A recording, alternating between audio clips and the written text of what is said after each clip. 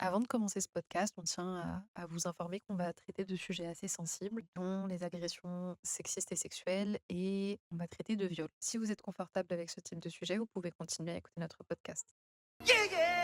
Hi! Hi! How's it going? Hi. On vous retrouve aujourd'hui sur Softover pour une deuxième édition, puisque c'est le premier podcast officiel après l'intro. C'est sympa. Donc on est toujours avec moi, donc Atessa.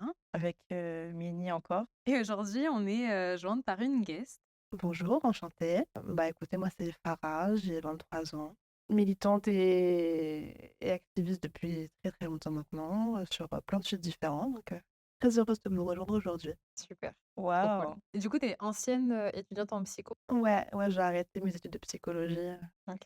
pour me réorienter après. Ok. Et on parle pas de la réorientation du coup. Non, si, je veux être bibliothécaire. C'est Oh, pas trop cool. vrai. Ouais. Du coup, je prépare un concours actuellement. Ah, ça tue. Ouais, trop bien.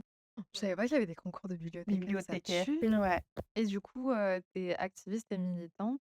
C'est quel sujet qui t'intéresse particulièrement? Bah, là, qui me vient en tête, vraiment le tout premier qui me vient en tête, c'est féminisme. Parce que j'ai eu la chance de grandir avec une grande sœur qui a ouais, 9-10 ans de plus que moi.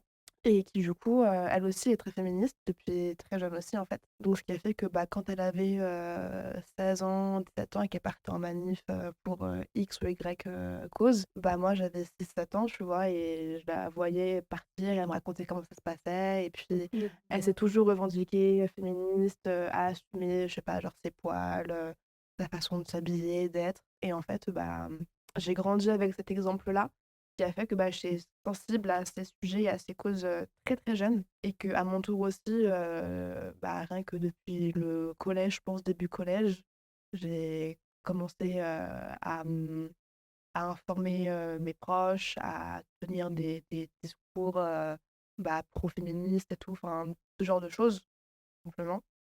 Du coup, ouais, je dirais bah, tout ce qui est féminisme, antiracisme, toutes les causes LGBT. euh, Vive la gauche, quoi. Honnêtement. Du coup, voilà. Donc du coup, pour faire un petit segue, là, comme tout le monde a dû le deviner, le sujet principal, ça va être le sexisme.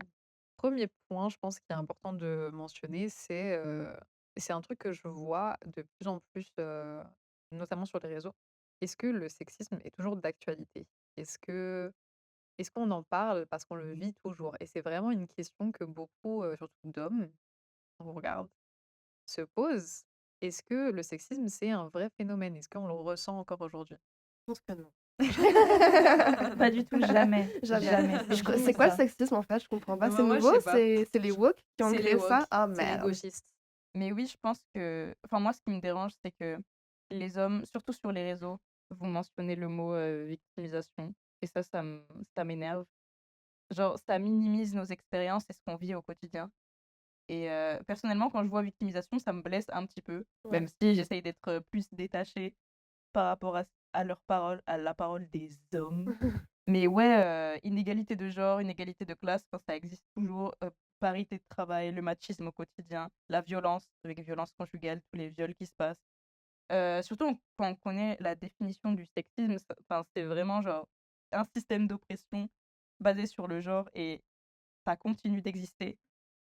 Et de la même façon que ça existait il y a, je vais dire 50 ans ou je sais pas, plus. Enfin, je sais pas, dire que c'est de la victimisation, pour moi, c'est un réel problème. Alors que nous, en tant que féministes, on veut juste revendiquer nos droits et pointer du doigt les failles de notre société. Si ça, c'est de la victimisation, je sais pas. Franchement, je sais pas. Franchement, Des je fois, sais les pas. hommes, je sais pas. Franchement, les hommes, je sais pas. Mais du coup, toi, t'en penses quoi Je suis très d'accord avec toi. C'est vrai que le terme victimisation, je le vois beaucoup aussi sur Twitter majoritairement, parce que Twitter, c'est l'endroit où L'enfer. ah, c'est vraiment ça peut être très drôle comme très, très, très pénant. C'est vrai que le terme victimisation par rapport au sexisme et par rapport au fait qu'on puisse encore douter qu'il existe aujourd'hui, moi, ça m'inquiète énormément parce que c'est pas normal quand on a, par exemple, des cas comme l'affaire Pellico qui arrive je crois qu'il se passe encore actuellement, de penser que le sexisme n'est pas encore d'actualité quand on voit les propos qui sont dits par des personnes haut placées sur l'affaire. rien que ça. Et puis même en règle générale, je veux dire, voilà, c'est ce que tu disais, c'est, le sexisme et le patriarcat, c'est un système, d'oppression envers un genre et je sais pas, je veux dire, tous les jours, on a des femmes qui donnent des témoignages de violences verbales, physiques, émotionnelles, enfin, tous les jours, tu vas trouver une meuf qui va te dire: «Bah, aujourd'hui, on m'a catcall, aujourd'hui, on m'a» je sais pas, on genre reçu une dick pic, sans consentement, enfin, c'est genre du genre de choses, toutes des violences, en fait, qui sont liées au sexisme. Moi, ça me rend folle qu'on puisse se dire aujourd'hui: «Bah, non, ça va mieux», alors que non, enfin, il y a plein d'autres, enfin, surtout à cause des réseaux, il y a plein d'autres branches du sexisme qui ont été pas créées, mais qui ont été alimentées et pour moi, c'est vraiment une façon, bah, comme tu disais, de minimiser ce qu'on vit, en fait, de penser que le sexisme, il n'est plus du tout d'actualité aujourd'hui. Au contraire, il y a beaucoup plus de ressources pour être sexiste. Entre guillemets, tu vois? Devenez sexiste facilement grâce à Twitter. Ouais, vraiment, je C'est te vrai, jure, hein, hein. c'est vrai. Pour rebondir sur ce que vous disiez, c'est super intéressant parce que, le fait que, comment dire? Que la société est sexiste de la même façon qu'il y a 50 ans, parce que c'est pas totalement vrai, mais je vois ce que tu veux dire et c'est Mmh. Mmh. la raison pour laquelle on le ressent comme ça, c'est il y a une raison, parce que, en fait, le sexisme, il est devenu presque sous-jacent et c'est terrible quand une discrimination devient sous-jacente parce que on a de plus en plus de mal à le nous, on le remarque, mais on a du mal à le verbaliser sans passer pour des fous Mmh. et c'est ce qu'on voit là depuis, bah, 30-40 ans avec, le sexisme dit bienveillant. Le sexisme bienveillant, le problème, c'est qu'il est, peu intuitif parce qu'il donne l'impression que, il offre des bienfaits aux femmes. Je précise que on va parler principalement d'hommes et de femmes, donc ça va être une vision assez binaire, même si on va mentionner des subtilités de genre. La façon de voir le sexisme, elle est, très binaire aujourd'hui parce que ça touche pas que les femmes évidemment, que les femmes cisgenres, mais la façon de percevoir le genre et le sexe est très binaire, donc on va principalement mentionner ça. Le sexisme bienveillant, pour expliquer rapidement, c'est l'ensemble des comportements envers les femmes, donc femmes cis ou autres, les femmes, le symbole de la femme, qui sont motivés par des bonnes intentions, mais en réalité qui perpétuent des stéréotypes, de genre, qui suggèrent une infériorité aux hommes. Donc ce sexisme, en gros, il, part du principe que les femmes doivent être protégées parce qu'on est des êtres purs et on demande, J'ai d'être besoin d'un secourus. homme pour me protéger Oui, je suis sans Un homme, un défense. chevalier sur son cheval blanc. et je le pense vraiment. Et c'est super intéressant parce que ce sexisme bienveillant, il vient, enfin, on a l'impression qu'il vient en contradiction avec le sexisme dit hostile, qui a été théorisé par, Glick et Fiske. Donc d'après leur papier que je recommande énormément à ceux qui nous écoutent, c'est «L'échelle du sexisme ambivalent». Le sexisme hostile, il tient sur 3 piliers. Donc il y a, comment on dit? La différenciation de genre, l'hétérosexualité et le paternalisme. Donc la différenciation de genre, donc comme pour le sexisme bienveillant et c'est pour ça qu'il y a un paradoxe en fait avec le fait de les mettre en contradiction. C'est que comme le sexisme bienveillant, il veille à punir et à récompenser les participants de la normalité de genre en fonction de la façon dont ils rentrent ou sortent de la case qui est destinée à leur genre. C'est pour ça que, on va bâcher plus facilement une femme masculine et un homme féminin. Alors qu'un homme masculin et une femme féminine, dite féminine selon les critères de la société, c'est ça qui va être mis en avant et Mmh. c'est ça qu'on voit notamment avec, les, la résurgence de, vouloir un homme masculin, vouloir que la masculinité revienne au goût du jour et cetera. Elle sert aussi à justifier les caractéristiques purement féminines de la femme, du symbole de la femme, donc la pureté, la sensibilité, le fait qu'elle soit sans défense, en fait, et qu'elles aient besoin qu'un homme protecteur, violent, agressif vienne, les secourir avec leur qualité de leader. Mmh. Donc ce sexisme bienveillant-là, il est différent de ce qu'on voit, ou de ce qu'on a pu voir, il y a 50 ans, 100 ans. Mais il est énormément présent et c'est le nouveau sexisme en vogue, en gros. Et pour moi, c'est là qu'entre le sujet de la galanterie. La galanterie, je trouve ça, après moi, je suis une grosse romantique. Du coup, des fois, genre, des gestes, genre, galants, ça peut être mignon. Mais en même temps, j'ai toujours ce côté de moi qui me dit: «Mais en fait, pourquoi tu fais ça alors que je peux très bien le faire?» genre, me Mmh. tenir la porte, m'ouvrir la portière d'une voiture. La galanterie, pour moi, c'est vraiment ce truc de, pas comment expliquer? Que des fois tu te dis, bah, c'est comme, par rapport à ce que tu disais tout à l'heure, c'est tellement ancré que quand tu pointes du doigt, tu te dis: «Est-ce que c'est moi qui abuse de ouf? Ou est-ce que c'est juste un fait que personne pas n'en parle?» Mmh. Mais c'est encore, hyper récent d'en parler, du coup, c'est un peu touchy, tu vois?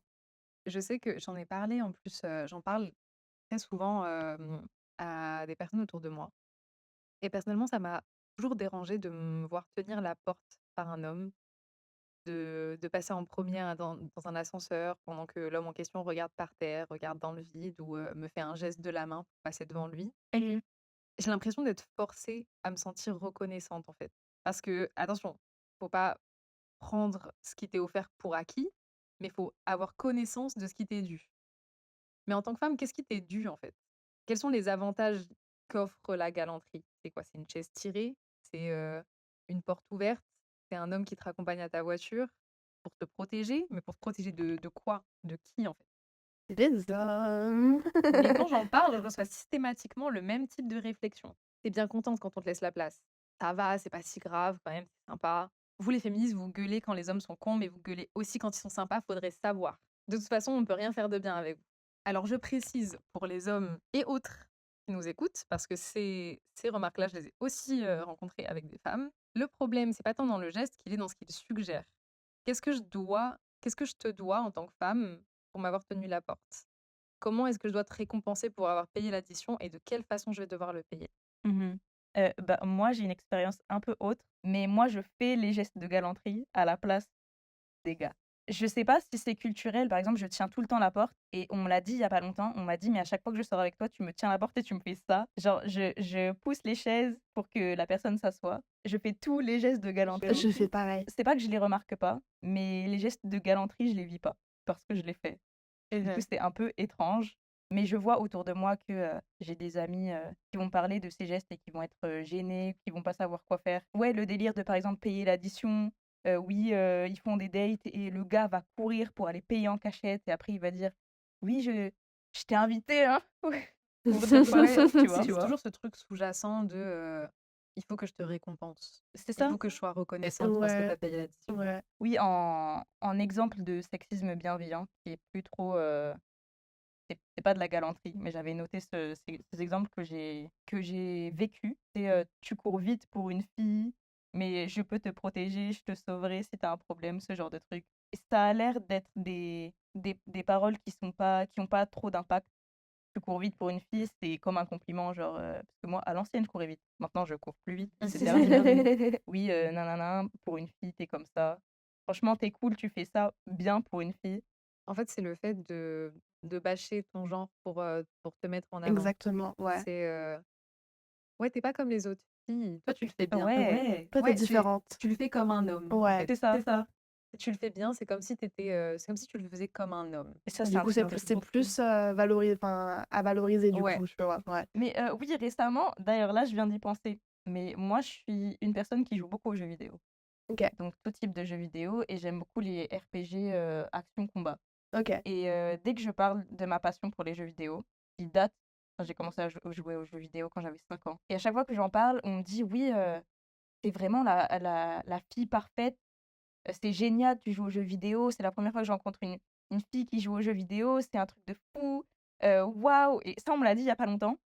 Mais c'était pas, un gars avec qui je parlais, c'est juste une personne random que j'ai rencontrée et on m'a dit: «Ouais, pour une fille, c'est un truc de fou. Quoi, t'as déjà joué à League of Legends? Mais tu incroyable, toi, tu comme les gars». On pourrait croire que Ah! c'est un compliment, c'est Oh! bienveillant, la personne, elle t'admire parce que je sais pas quoi, Tu as mais joué à LOL? waouh!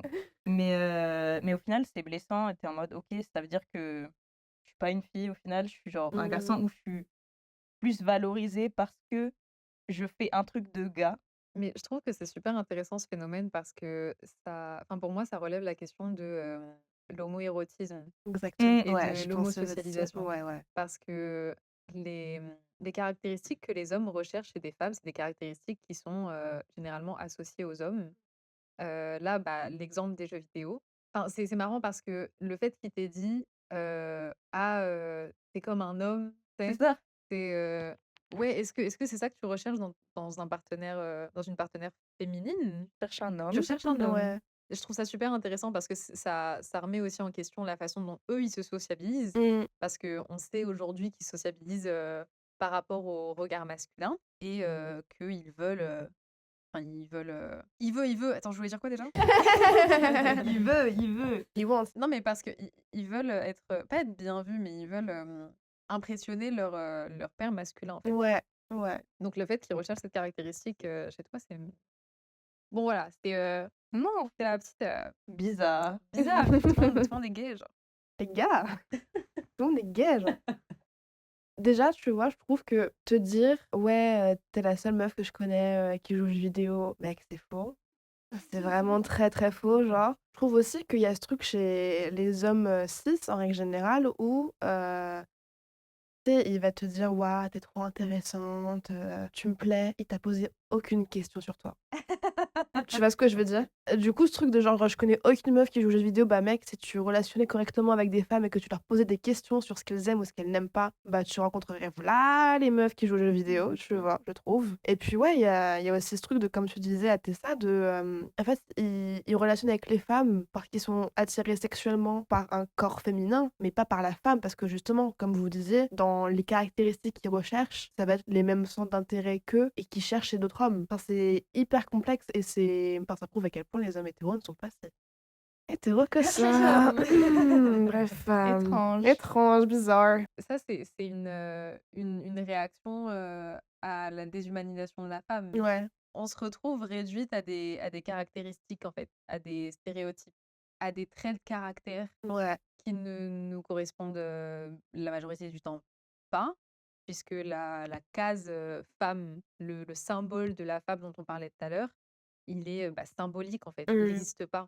La femme féminine qu'on a dans notre, inconscient, le biais cognitif qu'on a tous et toutes sur, la femme n'existe pas, en fait. Et cette déshumanisation de la femme par rapport au sexisme bienveillant, il sert à nous pacifier, en fait, dans les cultures qui l'encouragent. Et on en parlait tout à l'heure, mais dans le contexte pro, les femmes, par exemple, elles sont moins susceptibles de s'outrager, par exemple, face, à la perte d'une promotion ou alors, dans un contexte personnel, si son mec, lui dit, «Non, je t'interdis de sortir dehors», sous prétexte que c'est pour la protéger. Ouais, Mais vous savez, là, je viens de penser à un truc.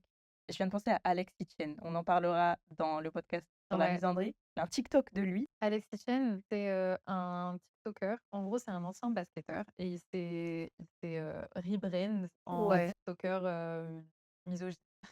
Ah! Genre, de OK, la manosphère. OK. Est-ce que c'est le bail de «Qu'est-ce que tu fais après 22h»? Exactement. Une femme dehors après 22h, qu'est-ce qu'elle fout dehors? Et Ouais. genre, ça m'a fait exactement penser C'est à pas ce un tweet que. de base? Ouais, une longue trend, mais nécessaire. Parce que c'était abusé le nombre de personnes qui étaient d'accord avec ce qu'il racontait. Le fait de t'as une copine et si t'es un homme, t'as une copine et tu empêches ta copine de sortir le soir si tu vis avec elle. Et je trouvais ça fou qu'il y ait autant d'hommes qui soient d'accord avec ces propos-là. Genre, quand t'as la force d'un gamin de 11 ans, d'où tu sors Ouais. après 22h, pardon, C'est on peut pas Ouais, aller en non, soirée, on ça peut pas sortir, on peut pas aller au cinéma le soir. et puis, c'est aussi la culture du shame parce que, tu un homme et tu laisses ta femme dehors. Tu laisses ta femme aller dehors. C'est ce truc de la masculinité, genre le principe de masculinité hégémonique. Quand t'as la force d'un gamin de 11 ans, Non, mais mais ça va. c'est tellement réducteur, je veux dire, c'est tellement mais par pitié, genre. De fou. Ouais, on est des enfants, genre. C'est ce côté très paternaliste, en fait. Ouais, bah, encore une fois, hein, c'est pas Ouais. la première fois qu'on infantilise les femmes. Ce truc de sortir tard le soir, c'est, une réaction typique à la culture du viol, genre. Pourquoi est-ce qu'on en tant que femme, c'est dangereux de sortir le soir? Pourquoi est-ce que les hommes nous protègent? Ils nous protègent de quoi? Ils protègent De d'autres hommes, eux-mêmes. Ouais, ils nous protègent d'eux-mêmes parce qu'ils savent ce qui se passe. Après, le viol, encore aujourd'hui, il est considéré comme un crime de détraqué, genre un crime, de rue, tu te Mmh, fais choper dans la rue et on sait pas ce qui se passe. c'est ouais. ça. Alors que là, on Alors le que voit aujourd'hui, genre avec l'affaire Pénicaud, en fait. ça se passe avec tes proches, C'est quoi. Mais oui, oui. le viol et les violences sexistes et sexuelles, c'est un problème systémique qui vient de remettre en cause la nature même de la masculinité et ça me rappelle, c'est pas une interview, mais une intervention que, Rokhaya Diallo avait eue, sur, il me semble que c'était CNews, c'était sur l'affaire Pellico Mmh. Mmh. et elle Ouais, disait que ça remettait en cause, le la notion de masculinité et tu tout le plateau qui s'est péter un plomb. ils ont pété un plomb, Ouais, les hommes sur le plateau, Oui, bien sûr. évidemment, les hommes blancs cis, évidemment, évidemment. qui ont pété un câble et qui ont dit: «Mais comment oses-tu?» en fait, qui ont remis en question complètement sa parole et qui l'ont pris pour eux. Parce qu'ils ont dit, «Mais non, forcément, enfin les 90 hommes qui ont été, pris en vidéo, Ils sont tous fous. ils sont tous fous, tous des détraqués, Mais oui, c'est tous la même espèce. bien Nous, sûr. c'est pas parce qu'on est des hommes que Certains sont mariés, ont des enfants, vous pourrez les voir à la sortie d'une primaire en train de récupérer leur enfant et en mode: Bah, oui, «Ça va, ouais. tu passé une bonne journée?» Est-ce qu'eux, ils sont vraiment fous? Parce que quand on imagine les fous, on pense vraiment des craquettes qui se dandinent là dehors là, qui Ouais, c'est pas les fous qui violent. Mais oui, Pas que les fous, enfin, c'est tout le monde. sachant qu'en plus, enfin, je sais plus c'était quelle source qui avait fait cette stat, mais je crois que c'est environ 80 des viols qui sont faits par des proches de la victime. C'est lunaire. Ouais, en fait, c'est une enquête qui a été menée en 2015 par l'INED, donc l'Institut national d'études démographiques. Et en gros, la statistique qui dit que 80% des viols sont commis par des proches de la victime vient de plusieurs études qui montrent que la majorité des agressions sexuelles se produisent dans un cadre familial ou avec des personnes de confiance. C'est, c'est chaud de fou. Donc ça veut dire que la plupart du temps, les victimes sont agressées par quelqu'un qu'elles connaissent bien. Donc ça peut être son copain, sa copine, son ex, son ami, un membre de la famille. Et c'est pour ça que c'est souvent difficile pour les victimes de dénoncer ce genre d'agression, de violence en fait. C'est c'est plus facile de dénoncer un inconnu que de dénoncer une personne de sa famille. ouais, c'est le viol de connaissance. Ouais, c'est ça. Ouais, la critique du sexisme bienveillant, il offre cette perspective-là du viol de connaissance. Parce que le sexisme hostile, à l'inverse, il montre une approche, violente des hommes par rapport aux femmes. Mmh. Alors que le sexisme bienveillance, à l'inverse, c'est, «Oh, on veut te protéger parce que t'es une femme fragile et faible». Le problème de ce sexisme-là, c'est qu'il réduit les femmes au silence. Parce que, dans le contexte du viol, comme, du harcèlement sexuel, la féminité normative encourage les femmes à se taire, que ce soit avant, pendant ou après une agression. Bah, enfin, malheureusement, pour qu'une plainte soit jugée crédible, il faut qu'on ait des preuves. Et puisqu'on est forcé à se taire par, la féminité normative, on peut même pas prouver quoi que ce soit, peu importe ce qui nous est arrivé. Et dans un viol de connaissance, c'est encore pire. Parce que si, imaginons, tu es, j'allais dire en concubinage, on est en quelle année, genre? Mais si genre tu es en relation avec, une femme qui est en relation avec un homme dans une, relation hétéronormative, ça va être encore et c'est ça qui est enfin c'est terrible, ça va être encore plus difficile, de justifier une agression sexuelle. On le voit avec, c'est pas un crime passionnel parce que ça, c'est pour les meurtres.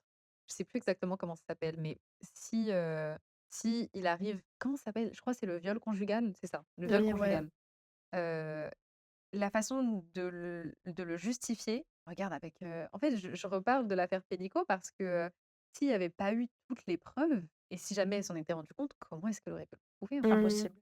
Impossible, d'autant plus que c'est ton mari. C'est tellement difficile pour une femme de s'exprimer et de parler d'une de ses connaissances qui l'a violée, parce qu'il y a toujours, il y a encore plus le bénéfice du doute. Mmh.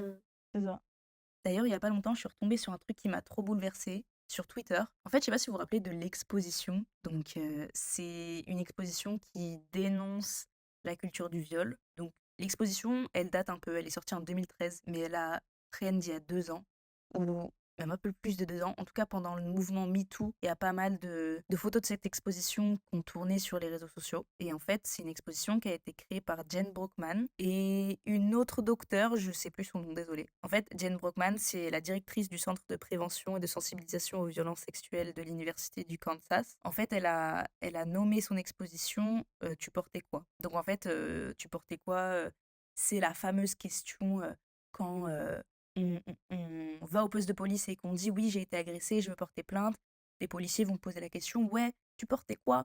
Ou juste le dire à sa famille ou à ses proches, direct, ça va poser cette question qui alimente la culture du viol, comme quoi, oui, bah, c'est ta tenue qui a aguiché tes potentiels agresseurs anyway. Et en fait, le post que j'ai vu sur Twitter, donc en fait, c'était une photo de cette exposition. La tenue, c'était une robe de mariée. Et à côté, il y avait une note disant que ça s'est passé le jour de son mariage avec son mari et tous ses amis. Oh, Seigneur. Et Seigneur. ça m'a tellement choquée. Et oui, donc l'exposition, c'était donc des tenues qui ont été portées lors de l'agression, et à côté des notes qui décrivent plus ou moins la situation de façon, je pense, évasive, parce que j'ai pas pu voir l'exposition. Je suis juste tombée sur des photos de cette exposition sur les réseaux sociaux. Oh, c'est horrible. C'est chaud. Dans l'imaginaire collectif des hommes, il y a beaucoup d'hommes qui considèrent toujours que les femmes ont un devoir avec leur gars. Bien sûr, oui, oui, oui. Oui, le viol n'existe pas dans les couples parce que il faut que, je sais pas, t'as un devoir de servir ton gars, je sais pas comment dire autrement, Oui, mais c'est le devoir conjugal, tout mais simplement. mais c'est carrément ça en fait. En parlant de la servition des femmes, on peut parler aussi des travailleuses du sexe. Mhm. Quand tu es travailleuse du sexe, il est considéré comme logique que tu fasses ton taf, entre guillemets. Donc, dans ce contexte-là, c'est comme si le viol était presque impossible parce que c'est ton travail. Parce que les hommes, en allant vers des travailleuses du sexe, cherchent ce prétexte, en fait, d'obligation de servir d'un point de vue sexuel. Ouais, qu'elles sont tout le temps consentantes, vu Ouais. qu'elles ont, entre guillemets, choisi leur... leur... Qu'elles aient choisi ou pas, d'ailleurs. Ouais, mais je veux dire, c'est ce que les gens pensent, même les femmes et les hommes en général pensent qu'elles ont choisi ce métier. C'est vraiment leur volonté et que dans tous les cas, elles seront d'accord d'avoir une relation sexuelle. Je trouve que ça dépend, hein, parce que moi, le discours que j'entends souvent, c'est oui, la prostitution, faut qu'on criminalise parce que c'est du trafic, genre. Ouais, c'est vrai que, enfin, moi, je trouve que le sujet de tout ce qui est du TDS, enfin, du coup, travail du sexe, c'est hyper complexe, selon moi. C'est très, très complexe parce que, encore plus avec, une fois de plus, les réseaux sociaux aujourd'hui, enfin, il y a des systèmes d'engrenage qui sont très toxiques et maintenant, tu as tout ce qui est OnlyFans, Mime, tout ça et tout. Donc, je trouve que c'est un débat qui est de plus en plus complexe. Enfin, peut-être que c'est juste moi, mais en tout cas, j'ai du mal encore à me faire un avis très précis et très concret et «stable», on va dire, entre guillemets, sur le sujet. Bref. Oui, il y a ce truc, bah, en fait, comme, tu es travailleuse du sexe, travailleur du sexe, tu es obligée d'avoir cette relation-là, enfin, d'avoir Mm. ce rapport-là parce qu'en fait, bah, c'est ton travail et c'est, un service que tu offres. Donc forcément, tu as ce devoir de le faire. Enfin, c'est comme n'importe quoi, c'est comme le consentement, c'est je veux dire, enfin, je sais pas. Autre point intéressant, c'est le paradoxe entre la prise de conscience générale des violences sexistes et sexuelles et la hausse des mentalités rétrogrades, surtout chez les jeunes, surtout Qu'elles chez les hommes. Je suis tombée hier sur une petite étude sociologique qui m'a pas choquée, bizarrement, qui m'a pas choquée. Donc, comparer le niveau de sexisme entre les femmes et les hommes, Gen Z, les gens de notre âge. On pourrait penser que ça a évolué, enfin qu'en 2024, les gens ont beaucoup plus conscience de ce qui se passe, que le sexisme, voilà. Mais ça s'est aggravé. Ça s'est aggravé. Donc c'est pour ça que c'est toujours d'actualité d'en parler. L'étude, elle a été menée par Daniel Cox. C'est pas le tennisman si vous êtes fan de tennis. C'est vraiment un mec un peu inconnu, mais il a fait une étude pour Financial Times Analysis. Donc avec des graphiques. Je pourrais juste parler des chiffres et de ce qui est sorti de ces graphiques. Sauf que en fait, je peux directement aller à la conclusion. C'est que les femmes deviennent de plus en plus progressistes pour pratiquement tous les pays qu'il a analysés. Donc les pays qu'il a analysés, c'est bon, les puissances, voilà, Angleterre, tout ça, tout ça. Et les hommes deviennent de plus en plus conservateurs, mais c'est drastique. C'est vraiment, par exemple, 80% des femmes qui deviennent de plus en plus progressistes et 70% des hommes qui deviennent de plus en plus conservateurs. Quand tu vas dire ça aux hommes, ils vont être étonnés de ces chiffres-là. Alors que eux-mêmes, je sais, je pense que même eux, ils savent que le fait qu'ils perdent de plus en plus le contrôle sur les femmes, que les femmes speak up, qui vont faire des témoignages, des mouvements MeToo, sont saoulés de ça. Bah oui, c'est Et une peur, écoute, hein. Mais ouais, donc ils développent des techniques de manipulation de plus en plus subtiles. J'ai vu un sondage il n'y a pas longtemps qui concerne la France et les personnes qui ont été interrogées sont des personnes de notre âge, donc Gen Z, femmes et hommes mélangés. Et 52% de ces personnes pensent que le féminisme, c'est devenu too much. Et le féminisme, ça a changé. C'est devenu trop radical. Mmh. Exactement. Ce qui est intéressant, c'est que la majorité des hommes, la raison pour laquelle ils ont tendance à dire que le féminisme c'est has-been, que c'est bon, on a fait tout ce qu'il y avait à faire, c'est parce qu'ils le prennent d'un point de vue légal. D'un point de vue de la légalité, oui, on a des droits, oui, on a les mêmes droits. Maintenant, est-ce qu'ils sont appliqués en fait? D'un point de vue social, il faut regarder la chose parce on vit dans une société, on vit dans une société R à la fin. et la majorité des hommes vont prendre, un événement, sociétal, d'un point de vue qui est complètement, dénué d'empathie Mmh. et de social, en fait. Ils vont prendre le côté légal, le côté, purement statistique, logique, comme ils disent. Et du coup, c'est vrai que d'un point de vue légal, on a nos droits, en fait.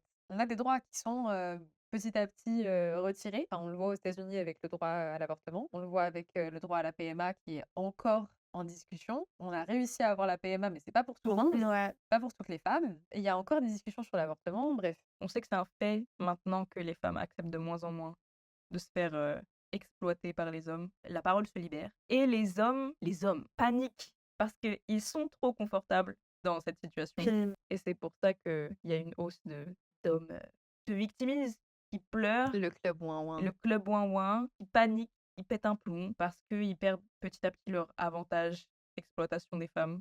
Et qui crie sur tous les toits qu'on approche du sexisme inversé. Ah, le fameux Le sexisme fameux inversé. sexisme inversé.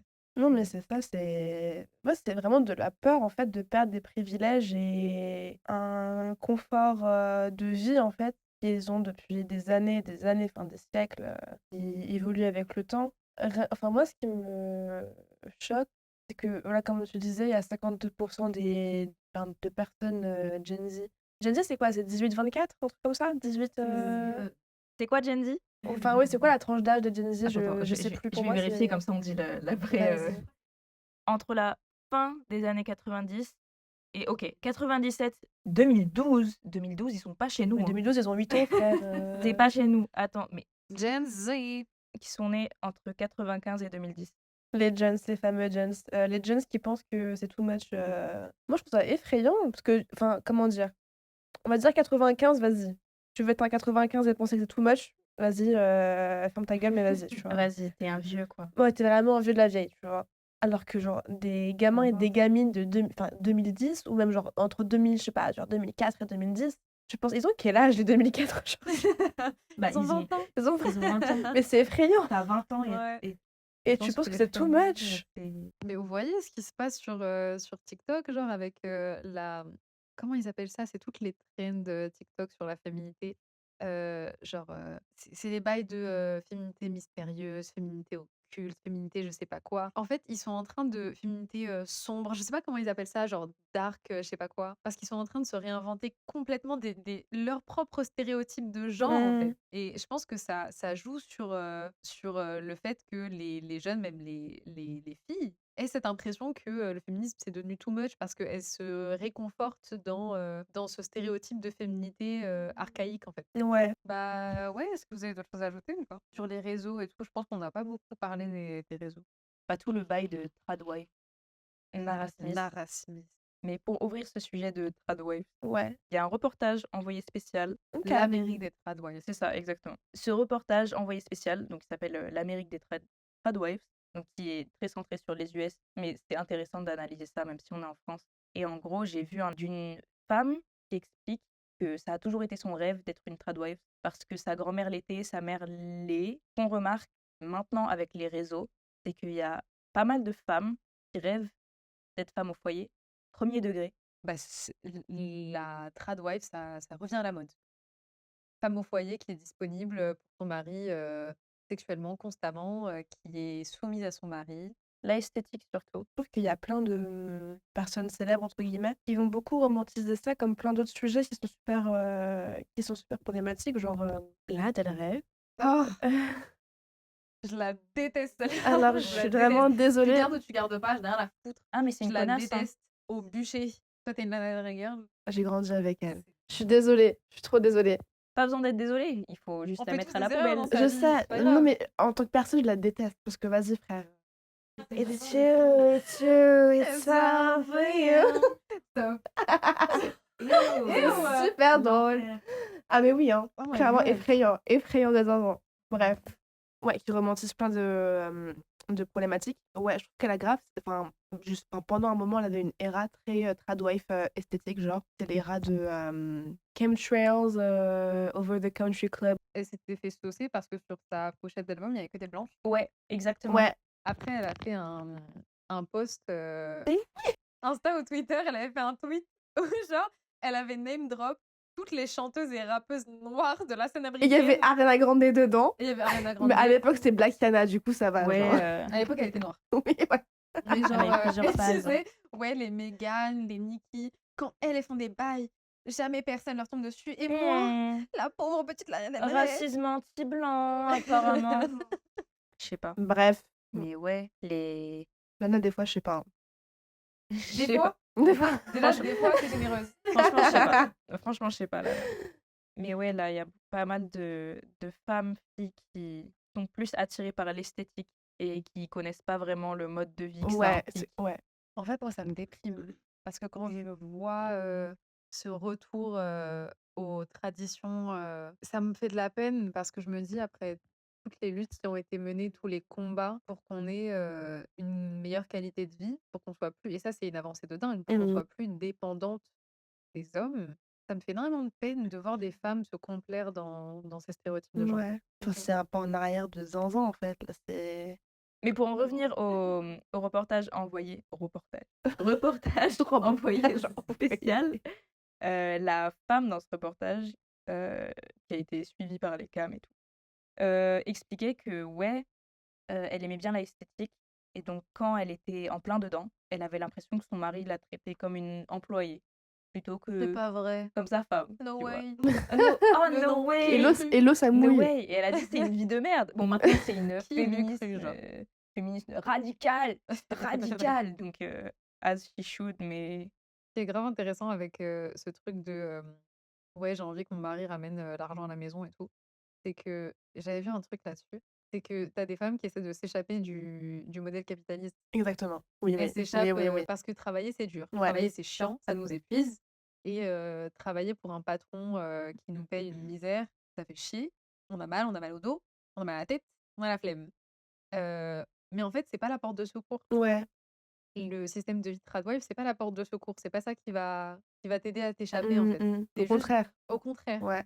c'est juste prisonnier. Ouais, c'est un piège de ouf, en fait, de se complaire, comme tu disais, dans ce truc de tradwife où t'as pas à travailler, t'as rien à faire, enfin, à part des tâches ménagères et tout ce qu'on quoi.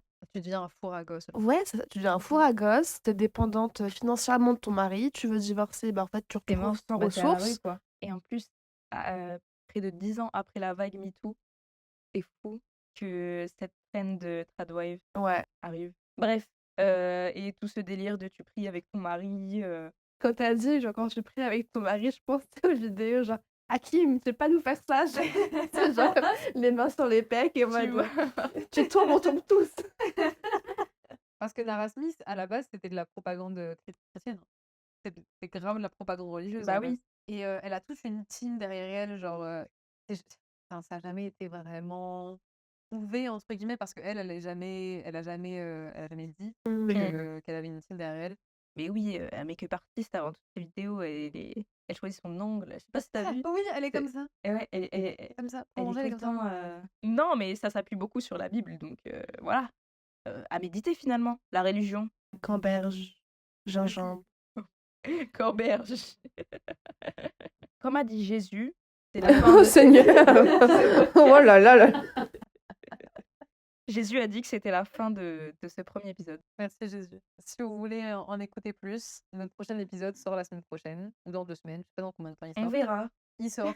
On verra, il sortira. N'hésitez pas à vous abonner au compte Insta de Softover, @softovermedia. Et bisous. Bisous. Bisous. Bisous.